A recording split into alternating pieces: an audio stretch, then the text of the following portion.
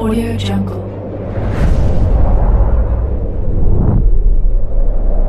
Yo, balik lagi bersama Mimin di Manhwa TV. Kali ini kita akan lanjutkan pembahasan dari cerita My Unbeatable Passive Skill Let's Middle Massive Damage. Mimin infokan kembali bagi teman-teman yang ingin menonton video terbaru lebih cepat, silahkan bergabung menjadi member di channel ini dengan biaya 5.000 per bulannya. Jika tidak, teman-teman bisa bersabar lebih dulu selama 2-3 hari untuk menonton video terbarunya. Tanpa berlama-lama, yuk kita masuk ke disclaimer dulu.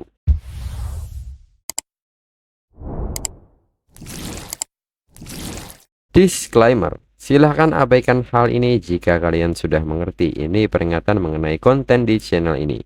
Video ini berisi alur cerita komik yang mempermudah bagi teman-teman untuk mengetahui isi ceritanya dan memahami alur ceritanya. Jika ada kesamaan tokoh, tempat, maupun isu yang sedang hangat, itu benar-benar tidak disengaja. Dan peringatan bagi teman-teman untuk tidak mencontoh atau meniru perkataan maupun perbuatan yang tidak baik yang ada di video ini, karena cerita ini hanyalah fiktif belaka.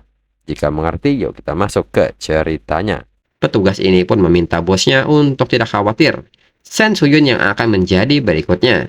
Dia pasti tidak akan membiarkan mereka menang lagi. Bos ini pun mengerti. Dirinya berharap petugas tidak mengecewakannya. Biarkan dirinya melihat seberapa kuat tim Qianmo ini. Lalu, pembawa acara pun menyebut bahwa karena serangan yang kuat, Li Wang Yao telah kehilangan kesadarannya. Dengan ini, pemenangnya adalah tim Everlasting Fake, dan Ruoshi kini telah meraih 9 kemenangan berturut-turut. Ruoshi pun menyebut bahwa akhirnya dirinya mencapai level 30. Dirinya hanya perlu memenangkan 1 pertandingan lagi untuk mencapai targetnya. Hal-hal yang diajarkan oleh Jajingan itu memang berguna. Di sisi lain, Zhou Siwei pun menyebut bahwa Ruoshi hanya perlu 1 kemenangan lagi, dan dia dapat memulai persiapan kebangkitan keduanya. Namun, Qianmo pun mengatakan bahwa Zhou Siwei seharusnya tahu bahwa ini tidak sesederhana itu. Zhou Siwei pun seketika menyebut bahwa Qianmo memperhatikannya.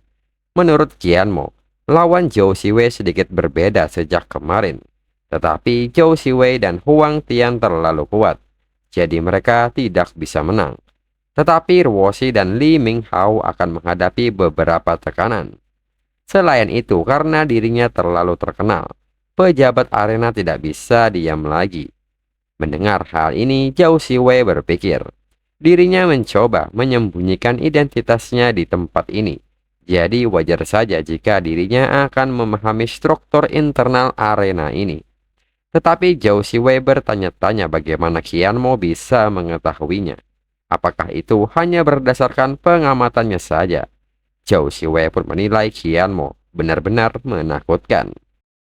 Kemudian pembawa acara kembali menyebut bahwa pertandingan selanjutnya untuk Ruoshi. Kali ini Ruoshi kedatangan seorang kebangkitan kedua dari Ranger dengan gelar Ratu 100 kemenangan di arena, yaitu Sen Suyun.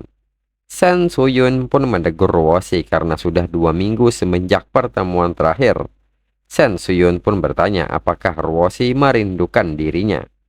Ruoshi pun tidak menyangka bahwa mereka akan bertemu kembali. Lalu orang-orang pun mengetahui siapa Sen Suyun ini. Dia adalah seorang ranger kebangkitan kedua level 32. Dia adalah kandidat arena dengan gelar Ratu 100 kemenangan. Mereka pun bertanya-tanya bisakah Ruoshi menang. Lalu Sen Suyun pun bertanya apakah mereka akan bertarung atau jika tidak Ruoshi bisa menyerah. Ruoshi sendiri pun hanya tertawa mendengar kata menyerah ini. Dan Sen Suyun tidak tahu betapa dirinya berharap bisa bertemu dengan Sen Suyun lagi. Kali ini dirinya merasa sangat bersemangat. Dan kembali orang-orang saat ini menyebut bahwa Ruoshi akan kalah karena berhadapan dengan Sen Suyun. Mereka pun segera meminta orang-orang untuk segera memasang taruhan kepada Sen Suyun. Namun mereka saat ini masih menunggu Qianmo bergerak. Kemudian Zhou Siwei pun bertanya kepada Qianmo mengenai hal ini. Meskipun mereka akan mengecewakan Ruoshi, tapi setidaknya mereka bisa menghasilkan uang. Mengapa mereka tidak bertaruh pada Sen Suyun? Qianmo pun bertanya apakah Zhou Siwei meremehkan Ruoshi atau meremehkan ajarannya. Qianmo pun menekankan bahwa dirinya akan bertaruh 20.000 emas dan semuanya untuk Ruoshi. Zhao Siwei pun meminta Qianmo untuk memikirkannya lagi. Jika kalah, seluruh tim akan kelaparan malam ini.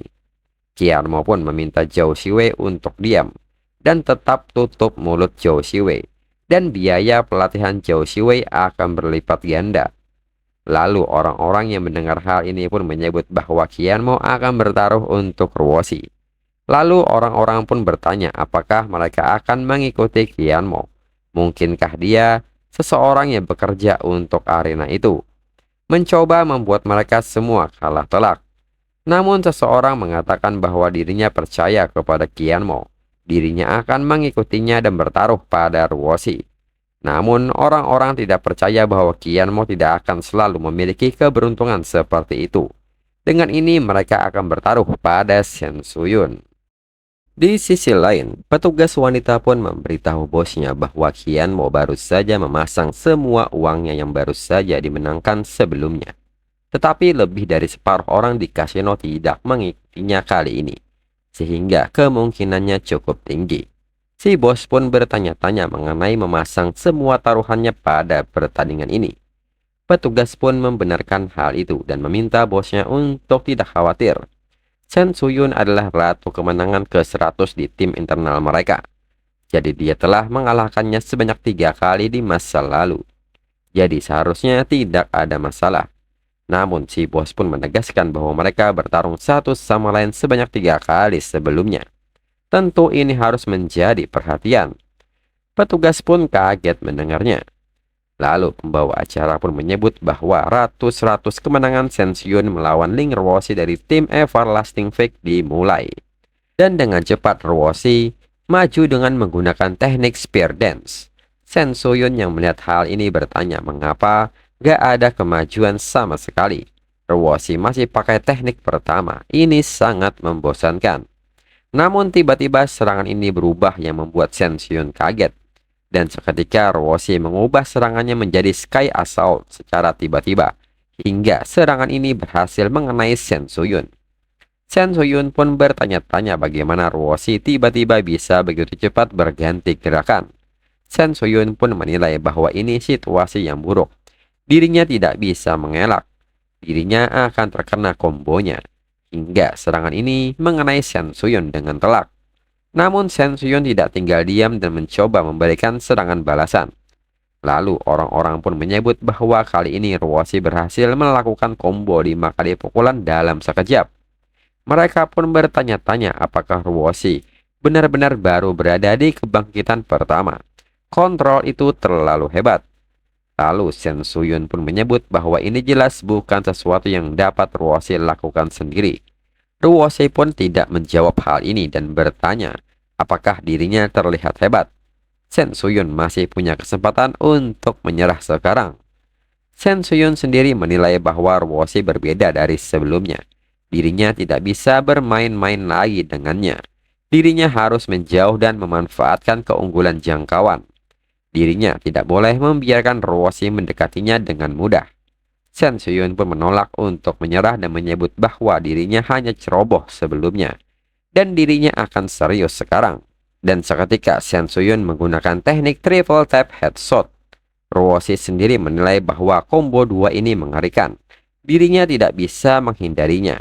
Namun Qianmo sebelumnya menyebut bahwa Shen Suyun punya kebiasaan memulai dengan combo 2 jurus. Jika Ruoshi merasa reaksinya tidak cukup cepat untuk menghindari semua peluru, maka fokus saja untuk menghindari peluru terakhir yang merupakan headshot.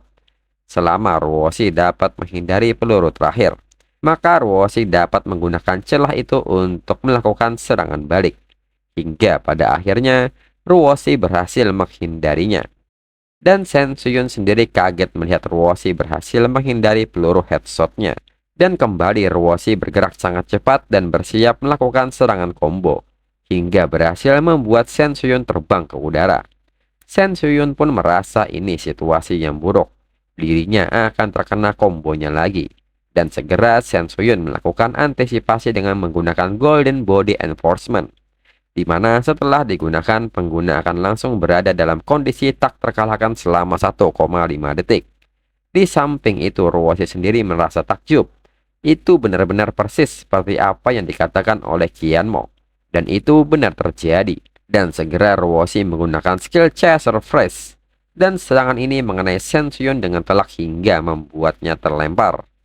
Shen Suyun pun nampak sangat syok dan tidak menyangka Ruoshi bahkan bisa menindasnya sekarang. Shen Suyun pun bertanya-tanya apa sebenarnya yang dilakukan oleh Ruoshi dalam waktu 2 minggu hingga bisa menjadi sekuat ini.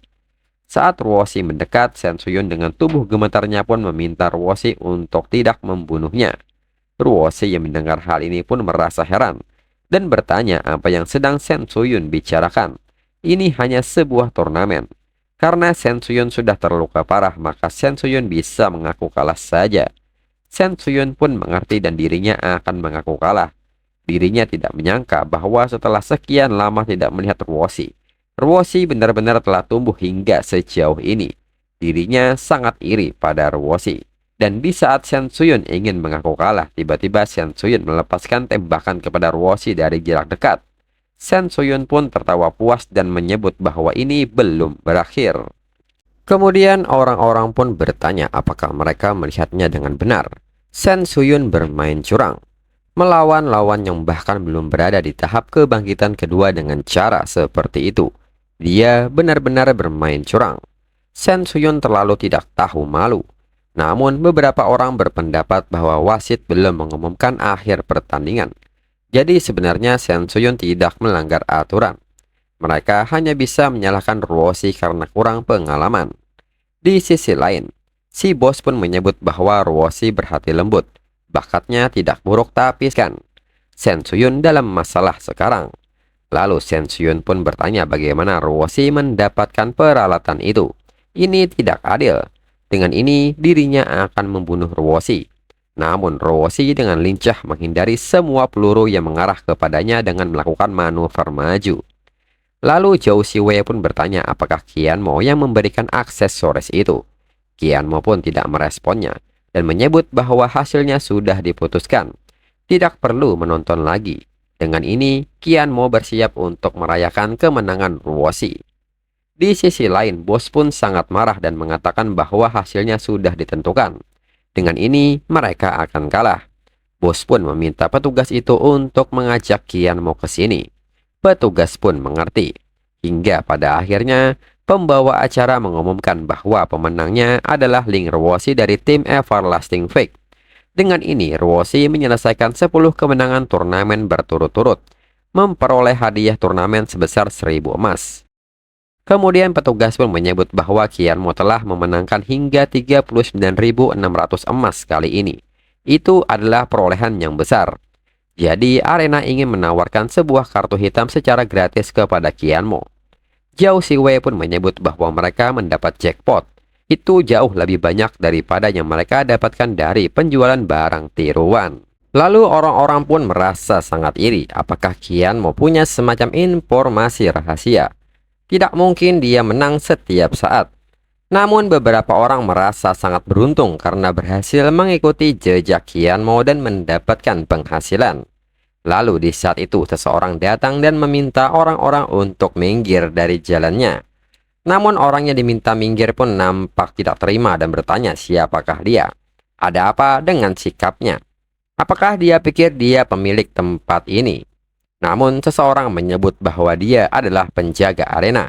Dan dialah salah satu dari 4 kapten penjaga yaitu Cao De dengan level 43. Dan meminta orang itu untuk menjaga sopan santunnya. Mereka pun seketika bertanya-tanya apa yang dilakukan oleh Cao De di sini. Mereka pun yakin seseorang telah curang, menggunakan taktik yang mencurigakan. Dengan ini seseorang akan mendapatkan hukuman.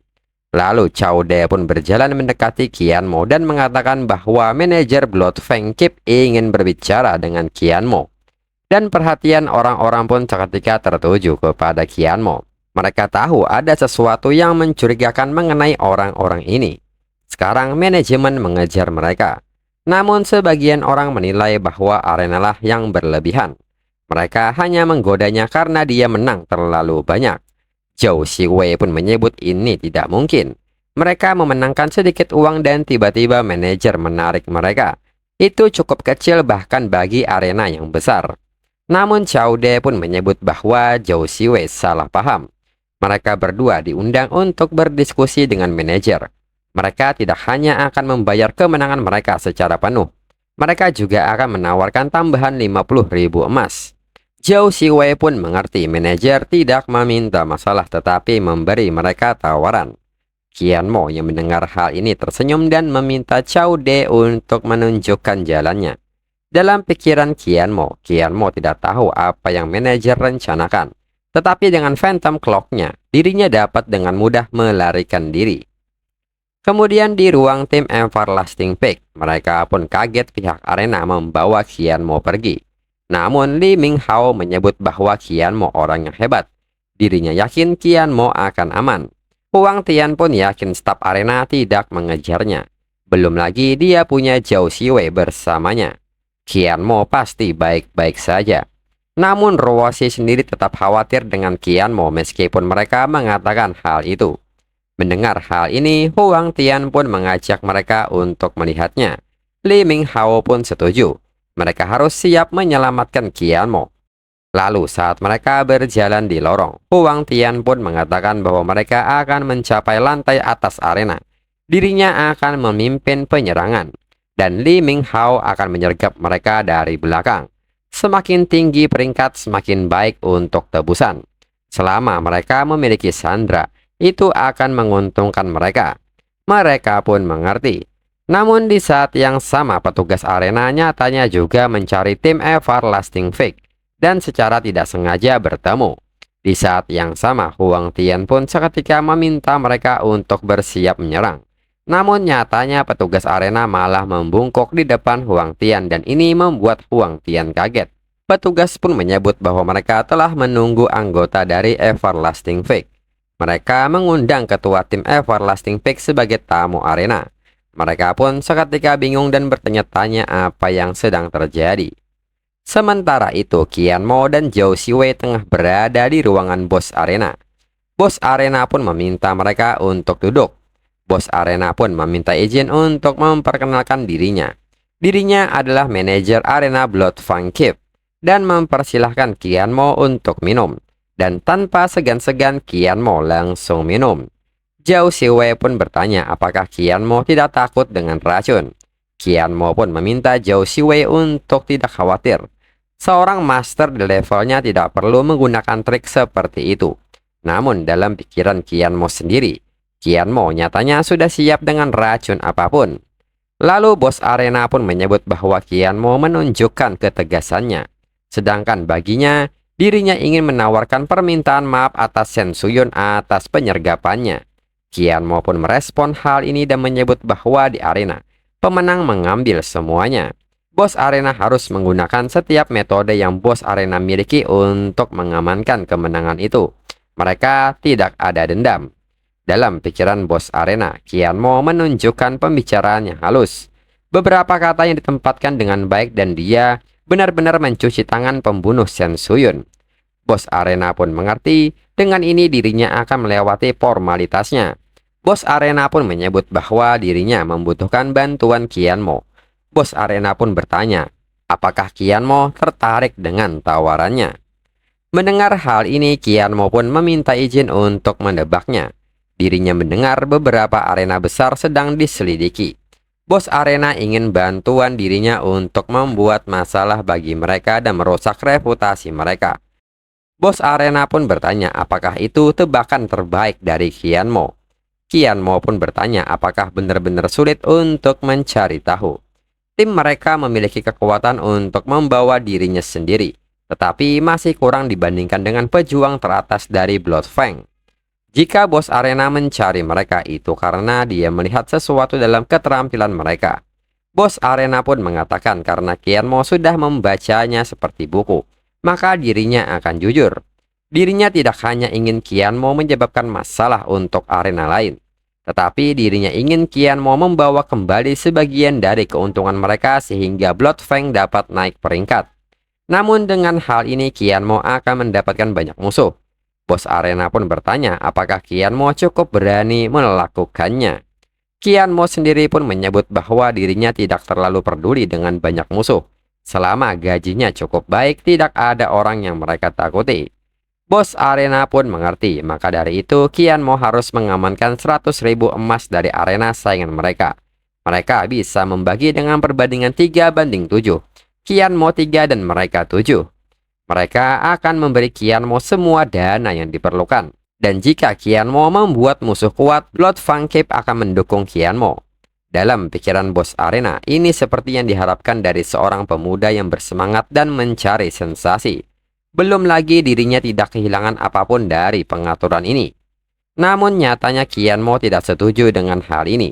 Setelah semua kerja keras itu, mereka hanya mendapatkan 3 saja, dan itu mustahil.